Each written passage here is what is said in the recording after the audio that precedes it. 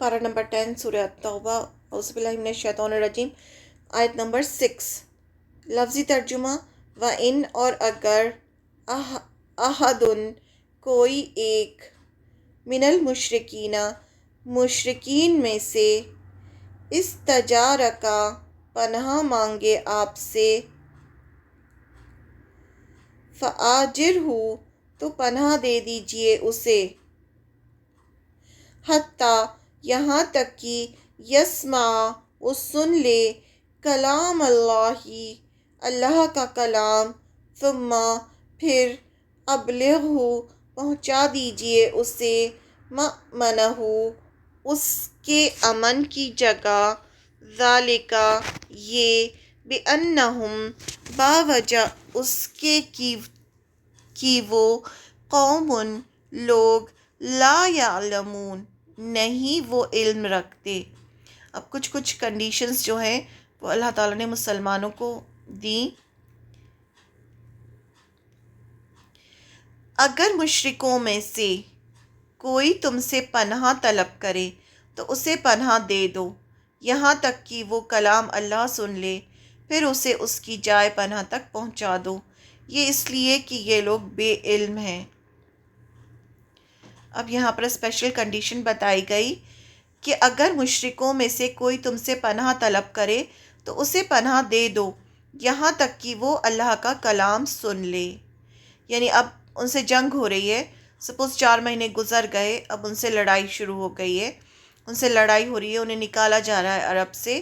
اب اس بیچ میں اگر کوئی مشرک جو ہے کسی مسلمان سے پناہ طلب کرے کہ مجھے تم پناہ دے دو، تو اس کو پناہ دے دو۔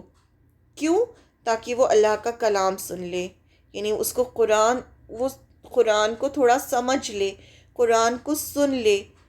ایک رخصت دی گئی کہ اگر کوئی کافر پناہ طلب کرے تو اسے پناہ دے دو، یعنی اسے اپنے حفظ و امان میں رکھو تاکہ کوئی اور مسلمان اسے قتل نہ کر دے، کیونکہ سارے مسلمانوں کو حکم تھا نا کہ مشرکوں سے لڑو اور مشرکوں کو قتل کر دو۔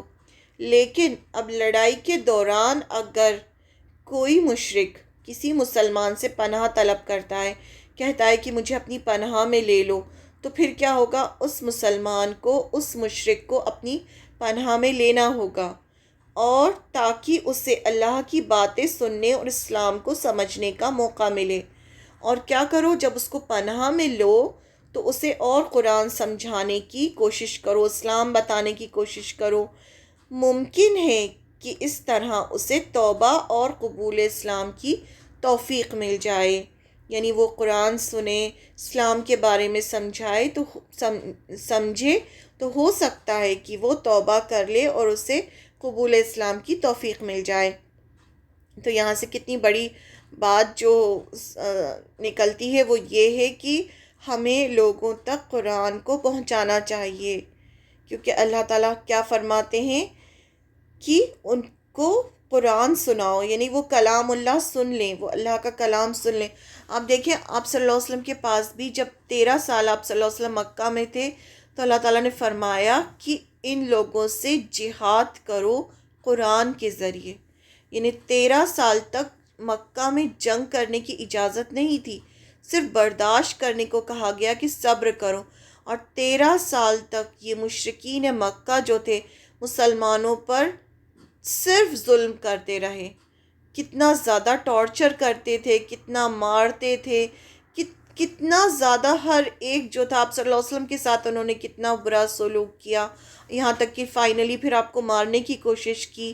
تو کیا فرمایا گیا؟ جنگ کی اجازت نہیں دی گئی، 13 سال تک مسلمانوں سے کہا گیا کہ برداشت کرو، صبر کرو اور قرآن کے ساتھ جہاد کرو، یعنی لوگوں تک قرآن کو پہنچاؤ، کیونکہ وہ جو مشرکین جو مار رہے تھے مسلمانوں کو، وہ انہوں نے قرآن تو نہیں سنا تھا نا، نہ قرآن کو سمجھا تھا، نہ اسلام کو سمجھا تھا، بس انہیں تو یہ لگ رہا تھا کہ یہ جو ہے ہماری عزت ختم کر رہے ہیں، ہمارا بزنس ختم کر رہے ہیں، ہماری دنیا برباد کر رہے ہیں۔ تو پھر وہاں فرمایا گیا کہ ان کو قرآن سناؤ۔ تو پھر کیا ہوتا تھا؟ آپ صلی اللہ علیہ وسلم کے پاس کوئی بھی اس طرح سے مشرکین کا سردار کوئی بھی بات لے کر آتا تھا تو آپ کیا کرتے تھے؟ آپ فوراً اسے قرآن سناتے تھے۔ اب کچھ نہیں جواب دیتے تھے، اسے صرف قرآن سناتے تھے۔ تو اس طرح سے اب ابھی بھی کہا جا رہا ہے، جبکہ یہ سورہ توبہ کب نازل ہوئی ہے؟ فتح مکہ کے بعد نازل ہوئی ہے، اور یہ بہت بعد کی، یعنی 9 ہجری، آپ سوچیں 9 ہجری، مطلب حجۃ الوداع کے بعد تو اب صلی اللہ علیہ وسلم کا انتقال ہو گیا تھا۔ تو یہ آخر کی جو سورہ ہے، آخر کے زمانے میں، آپ صلی اللہ علیہ وسلم کے آخر کے زمانے میں یہ نازل ہوئی سورہ التوبہ۔ تو یہاں بھی کہا جا رہا ہے کہ اگر وہ اس کے باوجود بھی تم انہیں مار رہے ہو، اگر وہ پناہ طلب کر لے تو انہیں پناہ دے دو، تاکہ وہ کلام اللہ سن لیں، یعنی اور اللہ کی بات سن لیں، قرآن اور انہیں سنا دو اور انہیں سمجھا دو، دین سمجھا دو، کہ شاید کہ وہ توبہ کر لیں۔ اور کیا کرو؟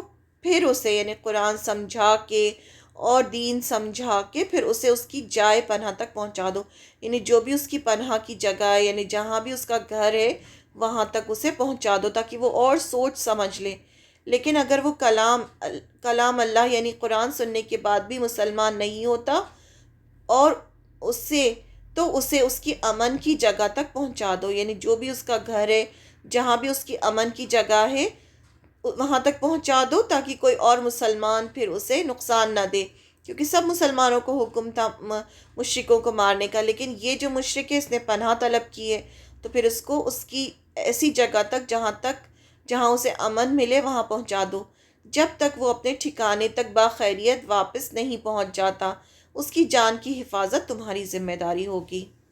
یعنی یہ اسلام کی خوبصورتی ہے کہ ایک طرف قتل کا حکم دیا جا رہا ہے، لیکن ساتھ میں یہ سب باتیں بھی بتائی جا رہی ہیں۔ یہ اس لیے کہ وہ لوگ بے علم ہیں، یہ اللہ تعالیٰ اس لیے فرما رہے ہیں کہ اس طرح سے ان کو قرآن سناؤ، کیونکہ ان کے پاس علم نہیں ہے، کیونکہ بہت سارے ایسے قبیلے تھے نا، بدو قبیلے تھے، وہ دور دراز رہتے تھے، ان تک اسلام نہیں پہنچا تھا، تو اس وجہ سے وہ جنگ کر رہے تھے، تو اسی لیے مسلمانوں کو حکم تھا کہ سب طرف اسلام پہنچاؤ۔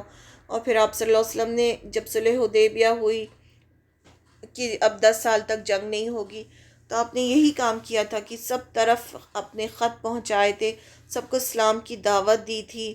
پھر فتح مکہ کے بعد بہت سارے ڈیلیگیشنز آتے تھے آپ صلی اللہ علیہ وسلم کے پاس، آ کر وہ اسلام کو سمجھتے تھے، اور سمجھ کر پھر وہ اسلام قبول کرتے تھے۔ ایسے ہی ایک ڈیلیگیشن نجران سے بھی آیا تھا، جو عیسائی تھے، جس پر پھر اللہ تعالیٰ نے سورہ آل عمران نازل کی تھی۔ تو آپ سوچے سورہ آل عمران کب نازل ہوئی تھی؟ جب وہ ڈیلیگیشن آیا تھا نجران سے، اور پھر آپ نے اس کو پورا عیسیٰ علیہ السلام کی آیتیں نازل ہوئی تھیں، تو وہ اسی وجہ سے کہ وہ قرآن سن لیں، جب قرآن سنتے تھے تو انہیں حق سمجھ میں آتا تھا، تو پھر وہ اسلام قبول کرتے تھے۔ تو اسی لیے کہا گیا کہ یہ لوگ بے علم ہیں، یعنی ان کو علم نہیں ہے، اس وجہ سے یہ شرک کر رہے ہیں اور تمہارے خلاف جنگ کر رہے ہیں۔ ان کو ایک بار علم ہو جائے گا، ان کو قرآن سمجھ میں آ جائے گا، تو پھر یہ مسلمان ہو جائیں گے۔ تو اس سے ہمیں یہ بھی پتہ چلتا ہے کہ ہماری بھی ذمہ داری ہے کہ قرآن کو زیادہ سے زیادہ لوگوں تک پہنچائیں، کیونکہ بہت سارے لوگ جو ہوتے ہیں وہ غلط کام اس لیے کر رہے ہوتے ہیں کیونکہ ان تک قرآن نہیں پہنچتا، اور پھر ہم انہیں جج کرتے ہیں، ہم کہتے ہیں یہ غلط ہے، یہ غلط کام کر رہا ہے، لیکن ہم یہ نہیں دیکھتے کہ ہم نے کیا اپنی ذمہ داری پوری کی ہے، کیا ہم نے ان تک قرآن پہنچایا ہے، کیا ہم نے ان کو صحیح اللہ کی بات بتائی ہے کہ یہ حق ہے، یہ حلال ہے، یہ حرام ہے۔ تو ہمیں اپنی ذمہ داری پوری کرنی چاہیے کسی کو جج کرنے سے پہلے۔ یعنی پناہ طلب کرنے والوں کو پناہ دینے کی رخصت اس لیے دی گئی کیونکہ یہ لوگ بے علم ہیں۔ ممکن ہے کہ اللہ اور رسول کی باتیں ان کے علم میں آئیں اور وہ مسلمانوں کا اخلاق اور کردار دیکھیں تو اسلام کی سچائی کو وہ جان لیں اور اسلام قبول کر کے آخرت کے عذاب سے بچ جائیں۔ اللہ تعالیٰ تو نہیں چاہتے نا کہ کوئی بھی جہنم میں جائے، اور جو شرک کر رہے ہیں ان کو بھی تو اللہ تعالیٰ رزق دیتے ہیں، سب ان کا وہ بھی اللہ کے ہی بندے ہیں، تو اللہ تعالیٰ نہیں چاہتے کہ وہ جہنم میں جائیں۔ تو اس لیے مسلمانوں سے کہا جا رہا ہے کہ ان کو کلام اللہ سناؤ، یعنی اللہ کا کلام سناؤ، تاکہ وہ آخرت کے عذاب سے بچ جائیں۔ جس طرح صلح حدیبیہ کے بعد بہت سے کافر امان طلب کر کے مدینہ آتے جاتے رہے، تو انہیں مسلمانوں کے اخلاق اور کردار کو دیکھ کر اسلام کو سمجھنے میں بڑی مدد ملی اور بہت سے لوگ مسلمان ہو گئے.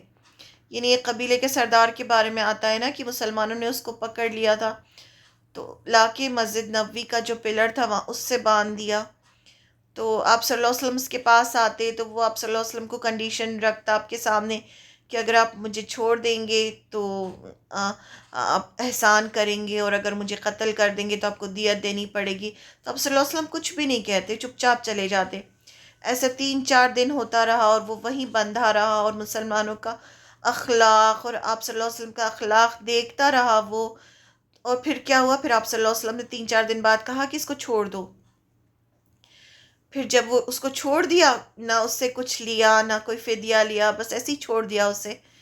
تو وہ گیا، جا کے اس نے غسل کیا اور آ کے مسلمان ہو گیا، کیونکہ اس نے دیکھ لیا تھا کہ مسلمان کیسے ہیں. تو اس وجہ سے کہا گیا کہ ان کو اللہ کا کلام سناؤ. ہو سکتا ہے کہ اللہ کا کلام سن کے ان کو دین سمجھ میں آ جائے اور یہ لوگ مسلمان ہو جائیں.